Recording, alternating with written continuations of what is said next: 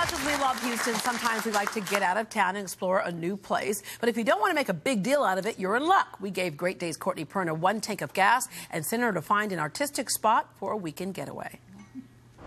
Pack a bag, grab the kids, and get ready to roll. You only need a little bit of gas to have a big adventure. Join me on this 1 tank weekend.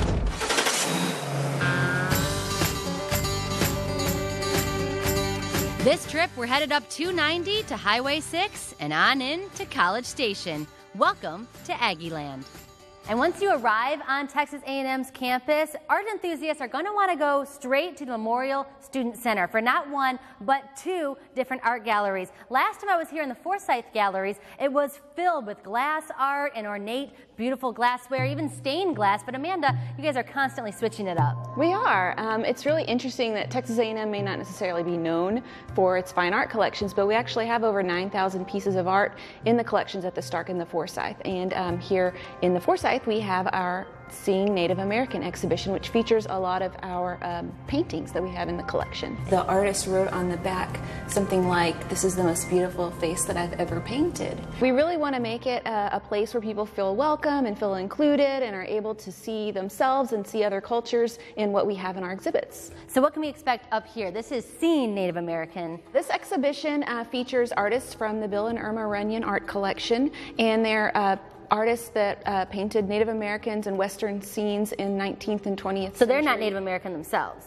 No, you're right. The artists were mostly people that came from the eastern United States and either came out west and lived with Native Americans or would visit pueblos and live there in the summers, or just journey all throughout the western United States, and they painted what they saw. This is sort of the Anglo depiction of Native American cultures. Because when I look at something like this, I mean, that is just an iconic image there. You know, he's on the horse and he looks commanding, and he also looks beautiful, like a man of the land. So I mean, that is something that I think of when I think of Native Americans.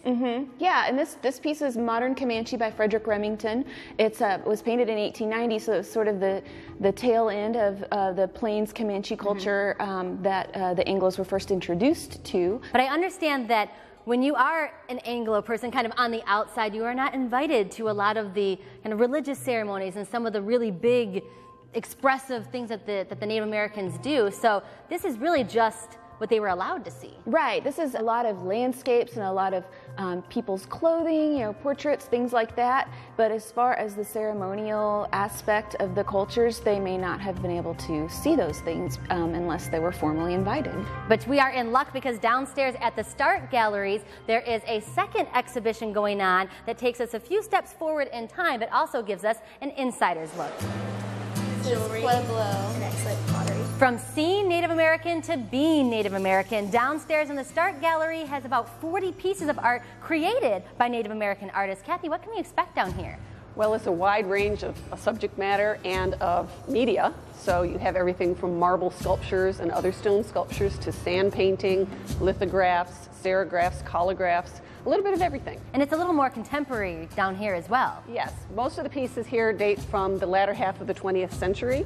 So it's really when artists, Native American artists, were exploring other kinds of styles. And I love some of the colors that I saw in some of the artwork down here. And I understand not all of them are even paintings. They look like paintings. When you get up close, I guess one's a collage? Yes, absolutely.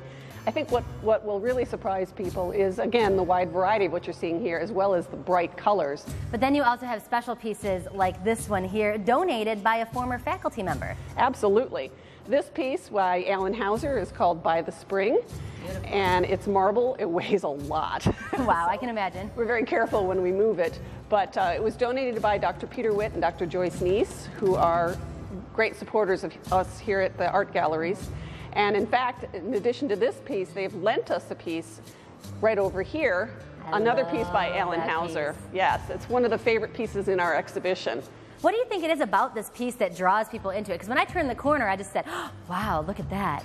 I think it's because it's such a unique combination of contemporary abstract art as well as a traditional subject matter. So it's called Lead Singer, and it follows what you'll see throughout this exhibition, the familiar pattern of the closed slit eyes and the open mouth as the singer is singing to the spirit world. We've been very blessed to receive all these donations, and we like to think that what we do helps the faculty with their academic mission, and we will help polish the students as they come here and get another experience. What does it mean to be able to share this with the community for free? Oh, we think of ourselves as a tremendous resource, because otherwise you'd have to drive to a big city like Houston or Austin or San Antonio to see artwork of this caliber. So Kathy, what tribes, are there more than one represented down here? Well, this exhibition focuses mainly on the southwestern Native American tribes, although we do have one or two artists that come from the northern parts of the United States. But what I think is really fascinating is that as the tradition is passed down from mother or father to son or daughter, we can actually see that in this exhibition. We have a piece by Dextra Nampeyo, who is one of the best-known potters of Native American art, and her son, Dan Naminga, is also represented in this exhibition, and he does things that, she focuses on very traditional Native American craft, and his are ultra-contemporary with very bright, vivid colors and abstracted forms. So lots of family stories in the art here, so make sure you take your 1 tank of gas and drive up here to College Station to see Forsyth and start galleries at A&M University. Deborah? Thank you very much, Courtney. The galleries on Texas A&M's campus is open Tuesdays through Friday from 9 a.m. until 8 p.m. and on weekends from noon until 6 p.m. And it's always, the best price, free. You can log on to uart.tamu.edu or call 979-845-6081 for more information. And one person is going home with a goodie bag from the Stark and Forsyth galleries. Congratulations to Erica Saunders.